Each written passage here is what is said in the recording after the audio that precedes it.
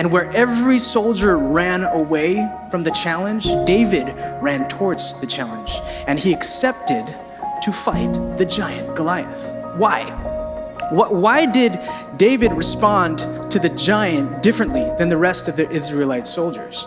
Because David viewed the problem in a different perspective. You see, when the rest of the Israelite soldiers looked, they saw this giant problem. But when David looked at Goliath, he looked down and he saw this giant opportunity.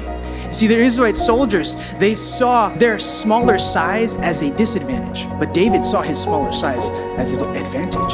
He'd be quicker than him. The Israelite soldiers, they took a look at the size of Goliath and they said, look how big he is. How are we going to kill him? And David looked at the size of Goliath and said, look how big he is. How can I miss? That's an easy target. The Israelite soldiers looked at the 120 pounds of armor that Goliath wore, and they doubted if their weapons could penetrate that armor.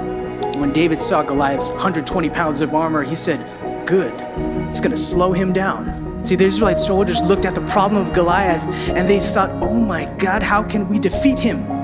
And David looked at Goliath from the perspective of victory and he said, my God has already defeated him and he will give this giant over to my hand. You see, nothing changed about the problem of Goliath. He was still 9 foot tall. He was still wearing 120 pounds of armor and had a massive spear, right? But what made the difference was the perspective that David viewed this problem from. You see, in our lives, we're going to face problems.